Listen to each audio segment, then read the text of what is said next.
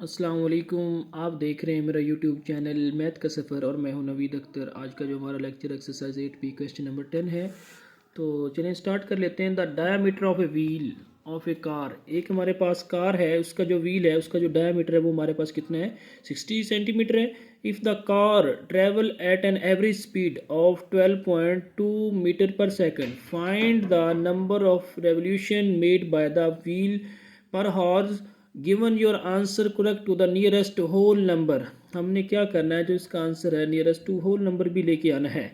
ठीक है, सबसे पहले तो देखें हमारे पास जो कार है उसके जो व्हील का डायामीटर है, तो यहाँ पे मैं लिखने लगा हूँ डायामीटर डायरेक्ट।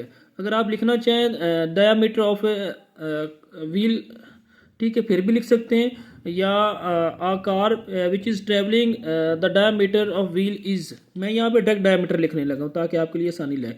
डायामीटर जो है हमारे पास, डायामीटर वो किसके इक्वल है, diameter which is equal to, इसको हम डी से डिनोट करते हैं, और ये हमारे पास क्या है, ये हमारे पास है 60 सेंटीमीटर।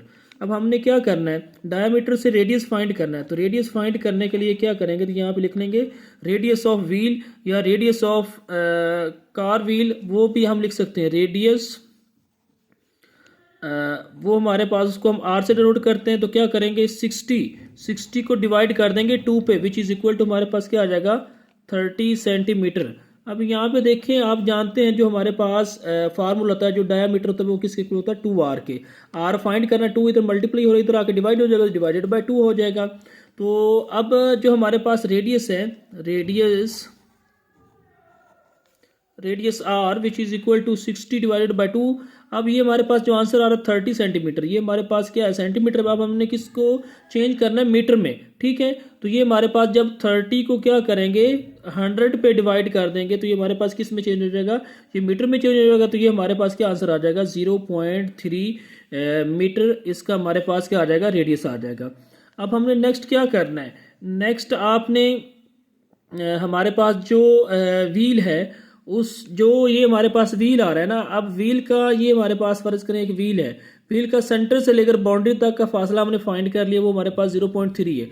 अब हमने कंप्लीट रेवोल्यूशन का हमने क्या करना है, कंप्लीट रेवोल्यूशन फाइंड करना है कि एक व्हील के अंदर हमारे पास जो टोटल फासला है वो हमारे पास कितना आता है। जब वो यहाँ से लेकर चलता है तो दोबारा यहीं पे आकर रुकता है, तो कितना वो डिस्टेंस कवर करता है।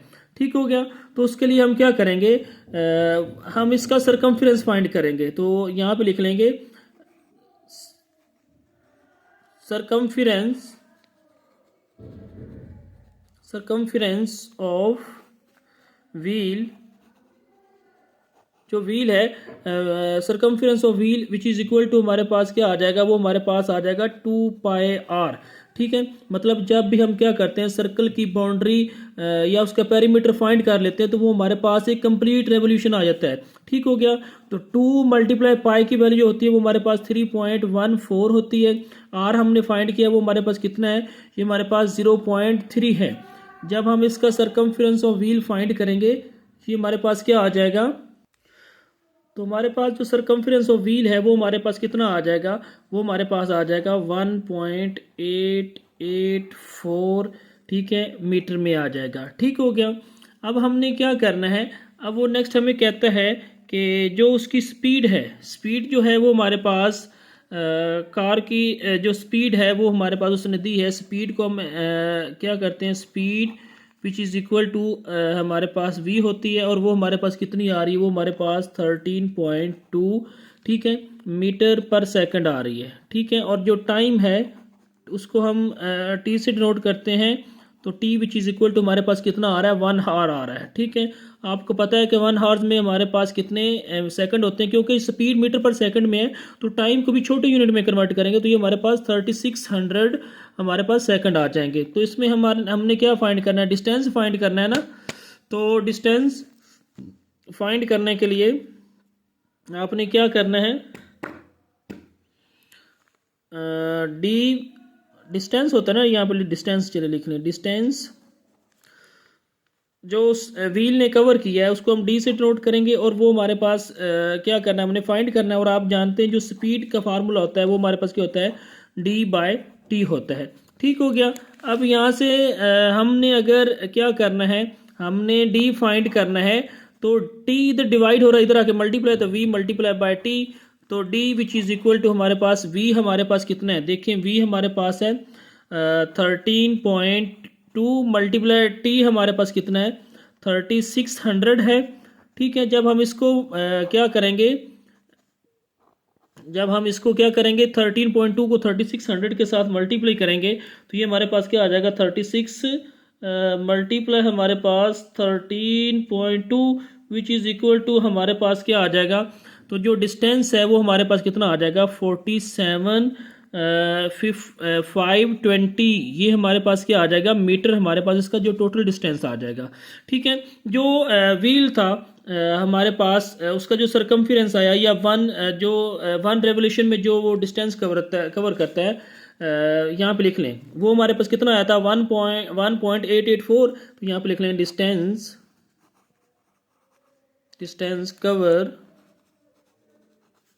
इन वन रेवोल्यूशन, यहाँ पे लिख लें रेवोल्यूशन। ठीक हो गया, वन रेवोल्यूशन में जो डिस्टेंस वो कवर करता है वो कितना 1.884, और जो टोटल उसने डिस्टेंस कवर किया है वो हमारे पास कितना है, वो हमारे पास है 47,520 मीटर है। ठीक हो गया, अब हमने क्या करना है, हमने इसकी वो कहता है कि इसमें आपने फाइंड करना है मेड बाय द व्हील पर horse giving your answer correct to the nearest. ठीक है, find the number of revolution, number of revolution हमने क्या करने हैं फाइंड करने हैं, तो क्या करेंगे जो हमारे पास यहाँ पे लिख लें number of revolution, number of revolution हमने क्या करने हैं फाइंड करने हैं, तो क्या करेंगे जो हमारे पास डिस्टेंस कवर है इन वन रेवोल्यूशन वो हमारे पास गिवन है, वो हमारे पास कितना है 1.884 है, तो इसको हम क्या कर देंगे 47,520 को इस पे डिवाइड कर देंगे, तो नंबर ऑफ रेवोल्यूशन जो हमारे पास है, नंबर ऑफ रेवोल्यूशन जो है हमारे पास वो किसके इक्वल आ जाएगा, वो चीज़ इक्वल टू हमारे पास 47,520 डिवाइडेड बाय हमारे पास क्या आ जाएगा 1.884।